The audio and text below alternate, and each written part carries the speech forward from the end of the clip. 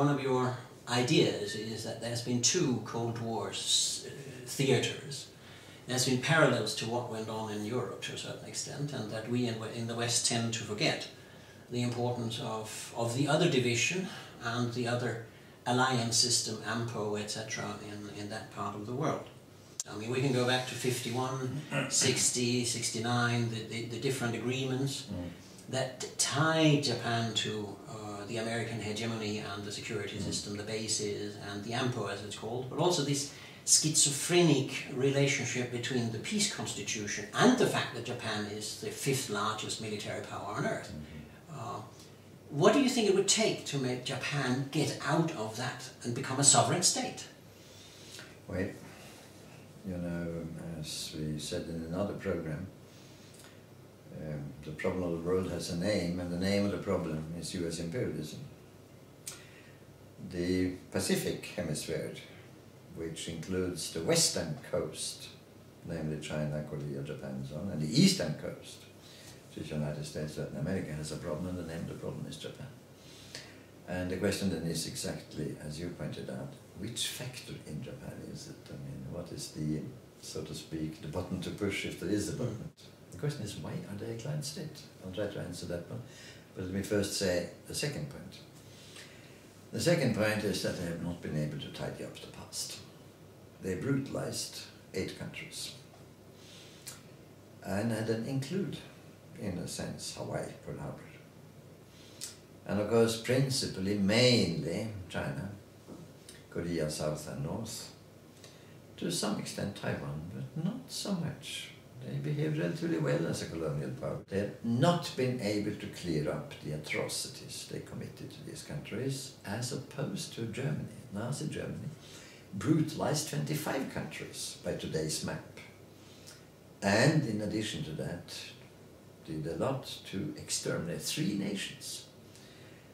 The biggest number, the Slavs, then the Jews, and then what we call gypsies, the Sinti Roma. Now, today, it's almost a miracle. Germany has reasonably good relations to all 28, 25 plus 3. So evidently, there's something to learn from Germany. So let me now try to put the finger at one point. If I should do it, I would say it's the extreme verticality of the deep culture in the Japanese social philosophy. So what happened then, at the top of this construction in Imperial Japan, was the emperor. But there was something higher than the emperor, and that was Amaterasu or Mikami, the sun goddess. Now, in the West we had the formula Rex gratia Dei, the king or emperor by the grace of God. Japan went one step further.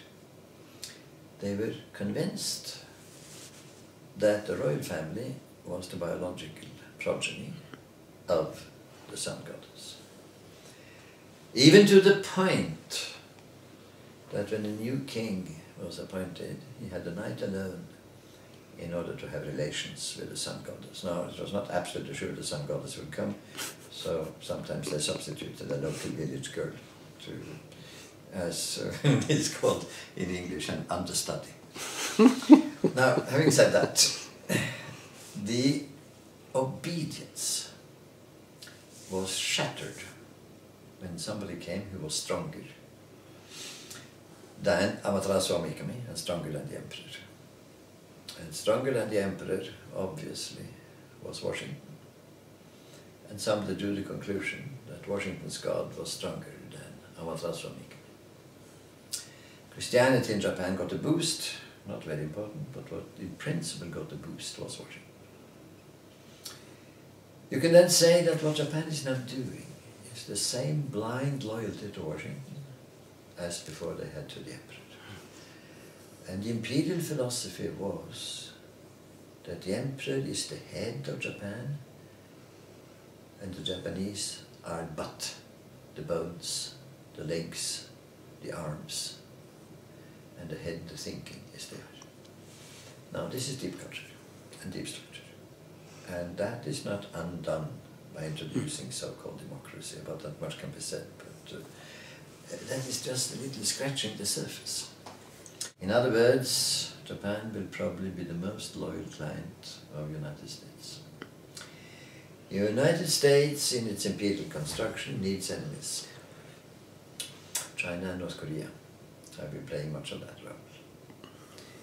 Reconciliation with China and North Korea is almost an act of treason. It might actually mean that enmity will disappear.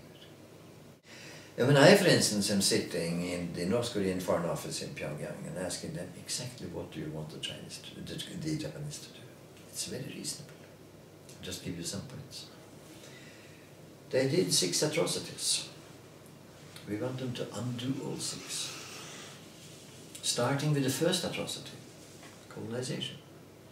By colonializing us, they made it not unreasonable for victors in a war to cut us in two.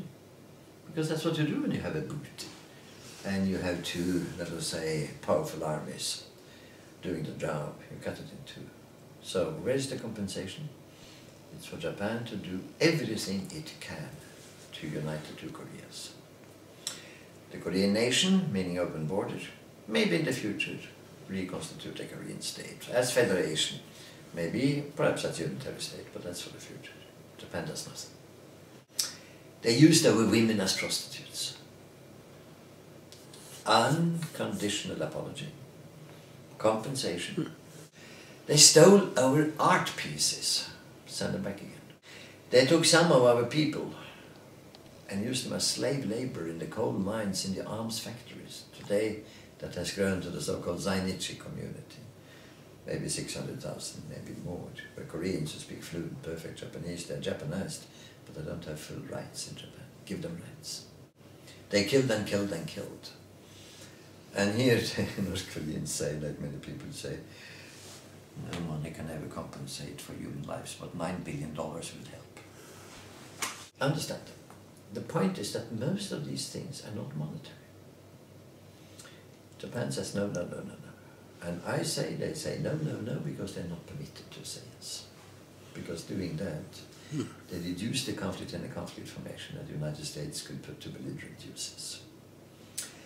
When will this then change? That was your question. When the US empire goes down.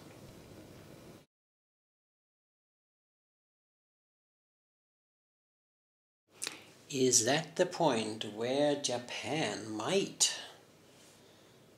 develop into an actor for peace? There's a deep culture also of what you and I would like to see as a peace ethos. So, basic title on top of it is Learning from Germany.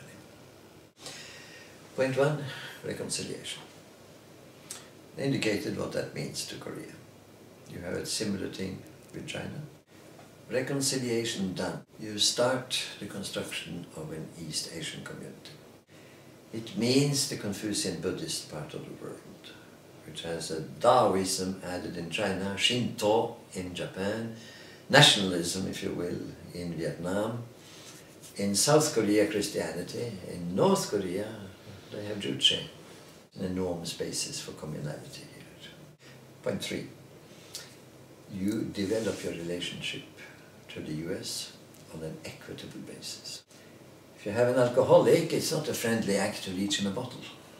And if you have a violenceaholic, a waraholic, it's not a friendly act to support him in the next war. So that's where Article 9 comes in. And as you pointed out, there is an enormous basis for that kind of thinking. In other words, you prepare the next, if you will, philosophy while the present one is going down.